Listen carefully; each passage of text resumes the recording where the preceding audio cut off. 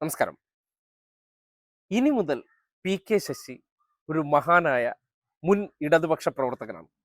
ഇത്രയും നാൾ ഏതെങ്കിലുമൊക്കെ പോസ്റ്റിന്റെ താഴെ വന്ന് പി കെ ശശിയുടെ മറ്റേ ഡിവൈഎഫ്ഐ പീഡന കഥ നീയൊക്കെ കേട്ടിട്ടുണ്ടോ, നീയൊക്കെ മുക്കിയില്ലേ, പാർട്ടി കോടതി, പാർട്ടി കേസ്, പാർട്ടി പോലീസ്, ഇങ്ങനെയുള്ള വായ്ത്താരികൾ ഇട്ട് നടന്നവർ. സംഘടനാപരമായിട്ടുള്ള നടപടികൾ ഒരു പരാതി ഉയർന്നതിന്റെ അടിസ്ഥാനത്തിൽ അതിന് ഏത് തലപ്പൊക്കമുള്ള നേതാവായിരുന്നോട്ടെ പാലക്കാടത്തെ പ്രമുഖരായിട്ടുള്ള വ്യക്തിക്കെതിരെ CPM സംഘടനാ നടപടി സ്വീകരിച്ചു. അദ്ദേഹത്തെ ഏറ്റവും താഴേക്കിടയിലേക്ക് തരം താഴ്ത്തി, പാർട്ടിയിലെ നിന്നുള്ള ചുമതലകളിൽ നിന്നെല്ലാം മാറ്റി നിർത്തി. ഇങ്ങനെ ചിന്തിക്കാൻ പറ്റും? ഈ അടുത്ത കാലത്ത് നമ്മൾ കണ്ടതാണ്, നിയമസഭയിലുള്ള നമ്മുടെ പെരുമ്പാവൂർ MLA എൽദോസ് കുന്നുപ്പള്ളി സമാനമായിട്ടുള്ള ആരോപണം പരാതിയായിട്ട് വന്നു. ഇന്നും അദ്ദേഹത്തിന് പ്രത്യേകം മാസാമാസം വിളിച്ച് സതീശൻ ട്രോഫി കൊടുക്കുന്നുണ്ടെന്നാണ് അറിയാൻ കഴിയുന്നത്. ആ ചെയ്ത പ്രവർത്തനം ഉണ്ടല്ലോ, അതിന്റെ ഐഡിയ എനിക്കൂടെ എത്തി പറഞ്ഞാൽ എങ്ങനെയാണ് ഇങ്ങനെ കോവളത്തെ കൊണ്ടിട്ട് അടിച്ചതിന് ശേഷം നീ അത് സെറ്റിൽ ചെയ്തത്, അതുപോലുള്ള ആ കഥകൾ കൊള്ളാമല്ലോ. എനിക്ക് ചില താരക പ്രശ്നങ്ങൾ ഇതുപോലെ പരിഹരിക്കാനുണ്ട് എന്നുള്ള നിലയ്ക്ക് അദ്ദേഹം എൽദോസ് കുന്നപ്പള്ളിയുടെ അടുത്ത് ആ അടവിനെ സംബന്ധിച്ച് അല്ലെങ്കിൽ എങ്ങനെയാണ് ആ പദ്ധതി നടപ്പാക്കിയെന്ന് ചോദിച്ചുകൊണ്ടിരിക്കുകയാണ്. അതുകൊണ്ട് നടപടിയേ ഉണ്ടായിട്ടില്ല. എത്ര നേതാക്കന്മാർ. അതുപോലെയാണ് പി കെ ശശി എന്ന് കരുതുകയാണ്. പി കെ ശശിയുമായി ബന്ധപ്പെട്ട് മാധ്യമങ്ങളിലൂടെ പുറത്തേക്ക് വന്നൊരു വാർത്തയാണ്, ഡിവൈഎഫ്ഐ വനിതാ നേതാവ് ഇദ്ദേഹത്തെ സംബന്ധിച്ച് പരാതി കൊടുത്തു എന്നതിനെ സംബന്ധിച്ച്. പക്ഷേ ഇതുവരെ ആരും പുറത്തു വന്ന് പരാതി പറഞ്ഞിട്ടില്ല. ആ ഒരു വിഷയവുമായി ബന്ധപ്പെട്ട് CPM-നകത്ത് ഇനി ഏത് നേതാവായിക്കോട്ടെ നടപടി സ്വീകരിക്കുമെന്നാണ് പറയുന്നത്.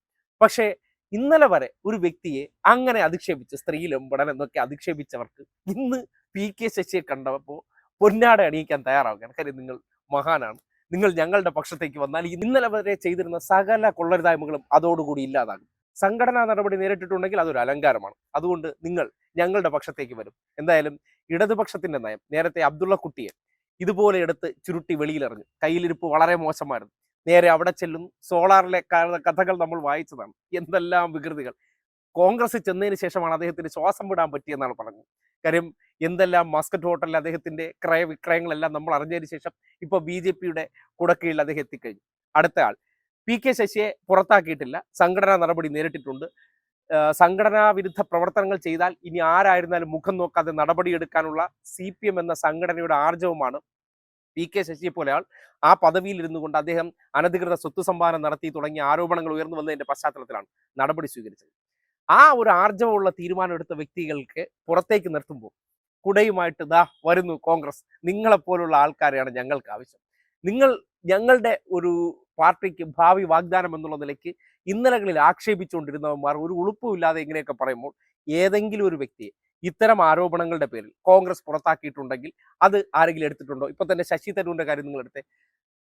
ഒരു രാഷ്ട്രീയ പാർട്ടിക്കകത്ത് നിന്നുകൊണ്ട് കോൺഗ്രസ് വലിയ ശക്തമായിട്ട് സംഘപരിവാറിനെ എതിർത്തുകൊണ്ടിരിക്കുകയാണ്. ശശി തരൂർ അതിൽ പെടുകയാണ്. രാവിലെയും വൈകുന്നേരം എല്ലാം മാധ്യമങ്ങളിലൂടെ മോഡി സ്തുതി ഇങ്ങനെ പുറത്തേക്ക് പറയുന്നു. എന്തെങ്കിലും നടപടി എടുക്കുന്നുണ്ടോ? ഒരു നടപടിയില്ല. സതീശ ബാക്ക് കൂടെ ചെന്ന് ഷേക്ക് ഹാൻഡ് കൊടുക്കുകയാണ്. കേട്ടോ, നമുക്കിത് ഗുണം ചെയ്യുന്നുണ്ട്, അതുകൊണ്ട് നിങ്ങൾക്കെതിരെ നടപടിയൊന്നും എടുക്കില്ല.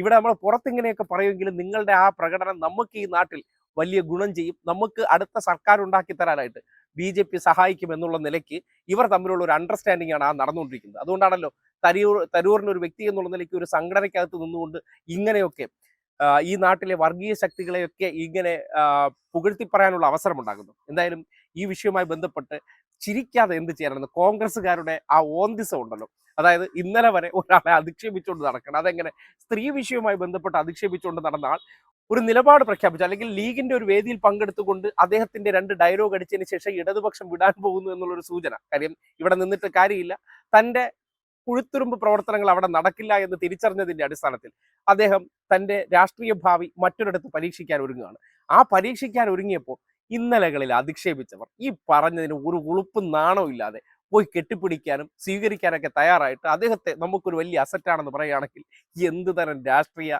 മാലിന്യമായി മാറുകയാണ് കോൺഗ്രസ് എന്ന് നിങ്ങൾക്ക് കാണാൻ പറ്റുകയാണ്.